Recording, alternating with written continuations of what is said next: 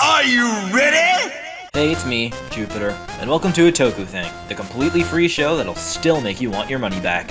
And I'm just gonna say it outright, I love Kamen Rider Faiz. Like, I really love this show. After watching it, I can easily say it's one of my new favorite Kamen Rider seasons. Today, I'm gonna tell you why. I don't have anything else for this intro, let's just get right into the episode. I just want to preface this by saying the communication issues are not that bad. First, let's talk about the man that really did nothing wrong, Kiba Yuji, played by the late Masayuki Izumi. His story is sad. Real sad. Sadder than my sex life. It's a classic story of someone who has it all and then loses it in an instant. When we first meet him, he has a perfect life, before being put in a coma after a car crash and eventually dying. He's then revived as the Horse Orphanok, and when he wakes up, his parents are dead, his uncle's company has been sold, and his girlfriend has left him for his cousin. After learning all this, he snaps and kills his cousin, and after learning about how much of an actual garbage human being his girlfriend is, he kills her too. We get to see this character at both his highest point as well as his lowest point, and ends up becoming an incredibly sympathetic character because of that. And after all this, he becomes horrified at what he's done. After learning about Smart Brain and their intentions, he decides to fight against them to protect humans. Now let's talk about Keitaro Kikuchi, played by Ken Mizurogi. He's honestly the type of person you'd more typically expect in the role of the main hero. You know, the type of an incredibly nice guy who loves the world and wants to help people and see people smile. 笑っちゃうかもしれないけど、みんなに幸せになってほしいんです。世界中のみんなに。I honestly feel like this show needed a character like Keitaro, because when your main character is, well, an apathetic jerk, it helps to have a more lighthearted character to bounce off of him. He was a really enjoyable character, and his kind personality made a great contrast to Takumi's, who was a bit of an ass. There is also his relationship with Yuka, but we'll talk about that more when we get to her character. Also, hot take, Keitaro should have become Delta. Come on, you know it's true. But hey, at least we got to see him be Kaiza for like 2 seconds in a movie. Mari Sonoda, played by Yuri Haga. Yeah, I don't care what anybody says, I loved Mari. She's honestly one of my new favorite writer girls. That being said, however, I actually don't have much to say about her, other than the fact that I really loved her personality and relationships with the other characters. And I'll admit that I actually did get pretty emotional when she died midway through the show. There's also the fact that she kinda ended up being at the center of a lot of the plot points in the show. Kusaka wanted to bone her, Sawada was a childhood friend of hers and also wanted to bone her. Her dying basically ended up being the reason we find out Takumi is an Orphanok. And she ended up playing a major role in a lot of the show's way too insane love triangles. She was really a major player in a lot of the show's plot, and I really liked her. I thought she was a good character. And it also helped that she was really attractive. And now we have Kaido, and well, he was just a total goober, and I loved him for it. He ended up playing a comic relief type role, and comic relief characters are the type of thing that are definitely easy to get wrong, and I feel like they pulled it off pretty well here. He was a really fun and entertaining character with a great personality and lots of energy. A character like him was really needed to bring some more lighthearted energy into a show with plenty of darker moments. Plus, it was pretty cool to see him be Faiz for a bit. Standing by. 変身。 Complete. Also, I know everybody's probably expecting me to mention this, but Kaido's actor, Mitsuru Karahashi, also played Juzo in Shinkenger. There, I said it. There it is. Now please don't flood my comments with it. Alright, now let's get to the big one. Yuka Osada, played by... oh my god, that's an ugly name. Played by Yoshika Kato. Most people would call her the best character in this show, and yeah, I can totally see why. Yuka is an instantly sympathetic and relatable character from the moment she first appears on screen. The first time we see her, she's overhearing her parents talk about how much better her sister is than her. And then, after making the very simple mistake of spilling something on the table, she gets hit by her dad. We then see just how terrible her life really is when we see her get bullied by her sister and her friends, with her parents abusing her and favoring her sister over her. でもいいのかよ。お前の姉さんなんだろ。ちょこっと血がつながってるだけだよ。本当の姉さんなわけねえじゃん。あんなダサいの。And in all this, she only has one friend, Keitaro, who she's never met in person but texts every day.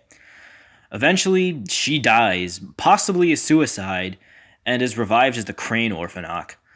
Not long afterwards, her sister blames her for an injury that she had nothing to do with, and she's completely disowned by her family. And after being bullied one too many times, she snaps and kills her sister and all her bullies. Soon afterwards, she meets Kiba and joins him and Kaido as renegade Orphanoks. Her and Keitaro end up meeting each other in real life without knowing who each other are. Keitaro gets a crush on Osada, not knowing that she's actually Yuka, while Yuka herself finds herself getting a crush on Kaido, all while still talking to each other through texting, unaware that they're both, right there. Towards the show's end, they end up finding out who each other are. They plan to go on a date, but before that can ever happen, she's killed by the Lobster Orphanok, before her and Keitaro could ever go on the date that they were planning to have. Yuka is possibly one of the best supporting characters in all of Kamen Rider. Her story is tragic and relatable, especially to anyone who's actually been through what she has.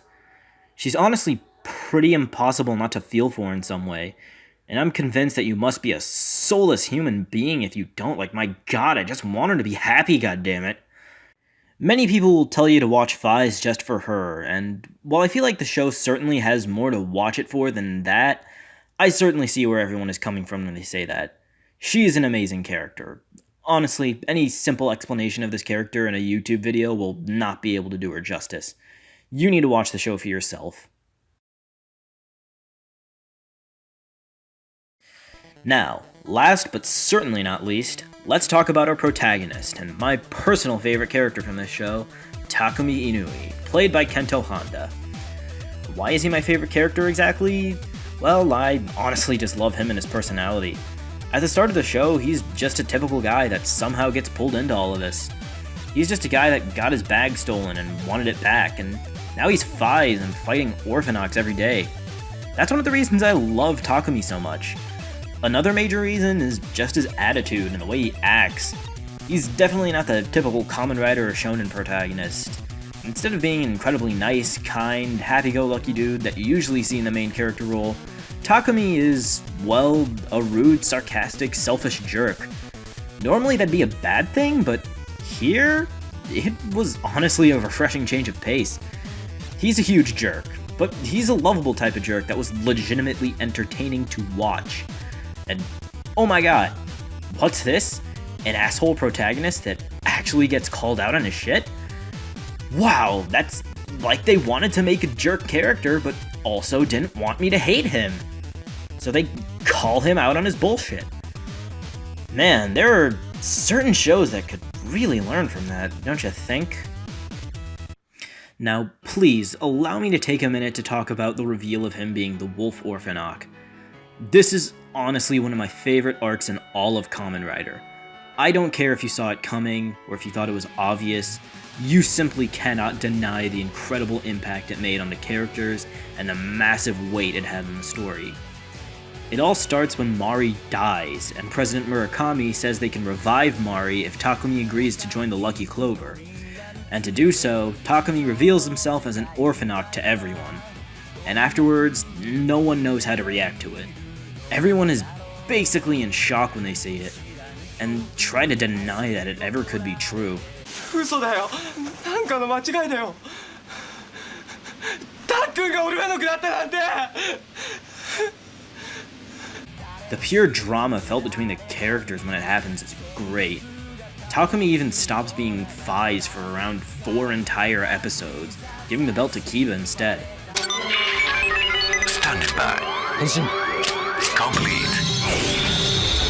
After learning how Kitazaki was the one who attacked the Ryusei school in the reunion, the arc culminates in an amazing debut of a seriously underrated final form, Fai's Blaster form. Awakening. Standing by.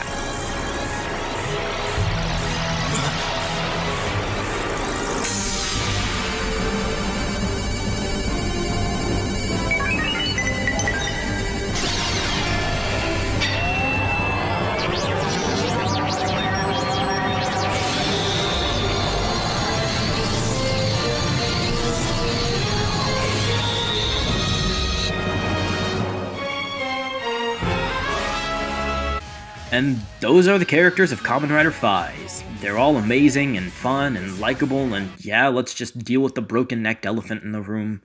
Masato Kusaka, Kamen Rider Kaiza, played by Kohei Murakami. Yeah, even I didn't like this guy. He's an ass. A huge ass. A really huge ass. A really huge, somewhat rapey ass. A really huge, somewhat rapey ass that doesn't even really seem to have much motivation for being that way other than the fact that he just really wants to bone Mari. And I mean, yeah, who'd blame the guy for wanting to fuck Mari, but I digress. Even though he wasn't really the best character, you gotta admit, he was a pretty effective villain, which is what he was. Let's not lie to ourselves here. He manipulated and lied to everyone around him and played nearly every main character of the show like a damn fiddle. And in the end, even after he died, nobody knew about it. The only person that knew that Kusaka was an ass by the end of the show was Takumi, and even he wasn't aware of all the shit that he did. But I guess his biggest problem as a character is that he just doesn't have a whole lot of motivation for what he does beyond wanting to fuck Mari. And again, who would blame the guy? I guess you could say that the murder of their Yusei school students could also be a motivation, but that still doesn't explain everything. But despite that, overall, I really enjoyed the characters of the show and how they interacted within the story. Was everyone in the show perfect? Nah. Mihara was alright, and the villains? I could give or take. Plus, they did sort of introduce a school full of people and kill most of them off almost immediately. I mean, look right here. We don't even get to learn this one character's name before just seeing her corpse lying on the ground. But altogether, I think this show's characters are amazing and definitely worth watching the show for. Oh, and also, the communication issues aren't that bad.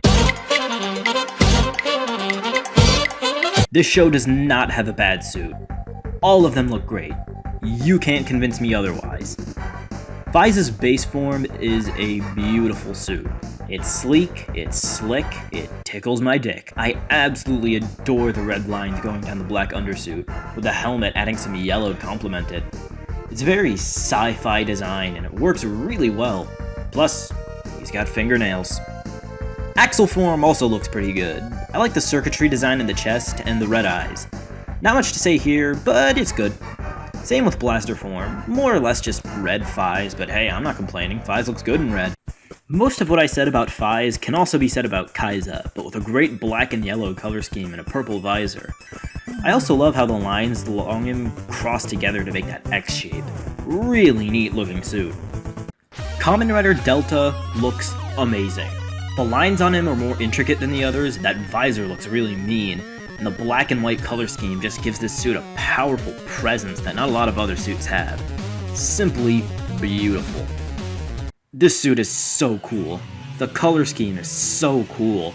The white, blue, and purple work perfectly together, and much like Delta, this suit just has an amazing presence. Take all those white and/or sparkly suits we see nowadays, give them a sci-fi edge, and also make them not look really stupid, and you get Saiga. Amazing suit. And now, Kamen Rider Orga. Beautiful suit. I love the regal look it has, and black and gold always looks good together. Well, most of the time anyway. Plus, this suit did the whole cloak thing before anyone else. Aside from the riders themselves, I also love how the Orphanox look. The all-gray look really works to emphasize what they are, revived dead people. They're essentially zombie kaijin. The designs are all really intricate and incorporate the animal themes really well, even if it's sometimes hard to tell what they are. My favorite Orphanoch designs would probably go to the Wolf Orphanoch, the Rose Orphanoch, and the Orphanoch King. Though special mention has to go to the Snake Orphanoch, the Dragon Orphanoch, and the Bat Orphanoch. God, everything in this show just looks so cool. Motherfucking goddamn take a shot every time I say the word Orphanoch. Like, you'd be dead in minutes. I'd say that Faiz has one of my favorite soundtracks in all of Kamen Rider, to be honest. I can honestly jam out to every song in this soundtrack. For the sake of this video, we'll only be talking about the songs that were actually used in the show itself, but just know that I do like everything that the soundtrack has to offer. The theme song, Justifies by Issa, is a great song. The instrumental is amazing and well played. The guitar work, especially that riff at the beginning, is just amazing. And the vocals are sung very well.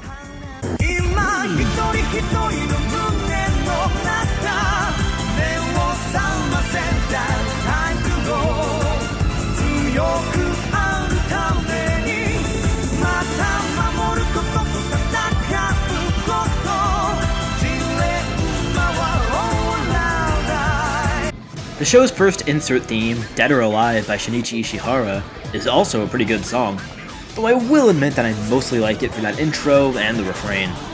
That being said, the song does have a lot of energy, is very fast-paced, and fits well when played during fight scenes. I really like it.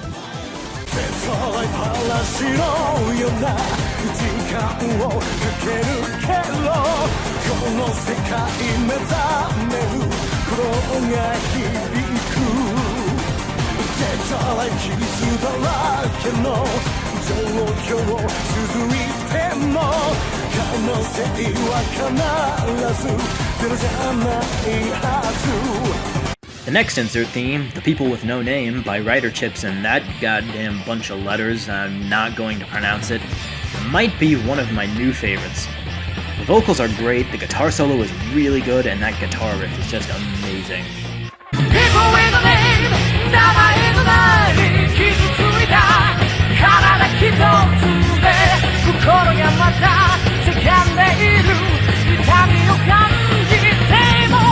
There's even this weird rap section in the middle for no reason.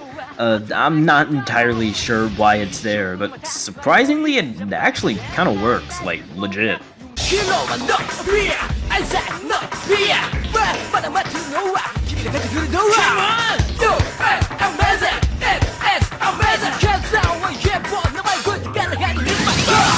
And lastly, we have Ego, Eyes Glazing Over by Ichidai. Another one of my new favorite insert themes. The instrumental fucking slaps like motherfucking Emu Hojo possessed by Parade. That combination of electronic and rock music works really well, but what really gets me is the chorus. The vocals during it just sound so good.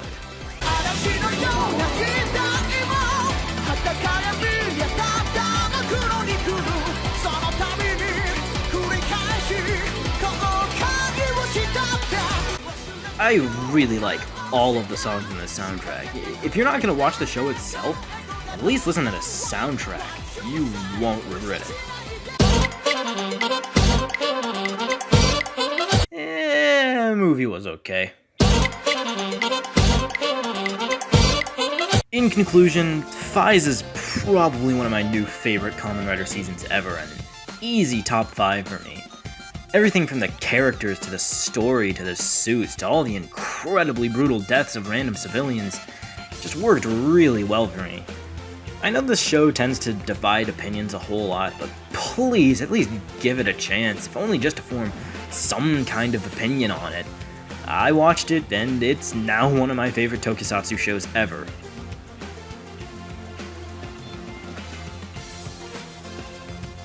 Oh yeah, and did I mention that the communication issues aren't that bad? Real talk, the communication issues really aren't a problem. Like, most of the communication issues I hear people talk about is just how normal people would react in that situation. It was honestly pretty realistic. And then we have Kaido, he's basically the antithesis of that entire complaint. I mean, a good amount of his character is just telling people straight up and just telling them how it is, you know? Yeah, Faiz's communication issues really aren't that bad, guys. They really aren't. It's really a void issue. It's really not an issue at all. Come on.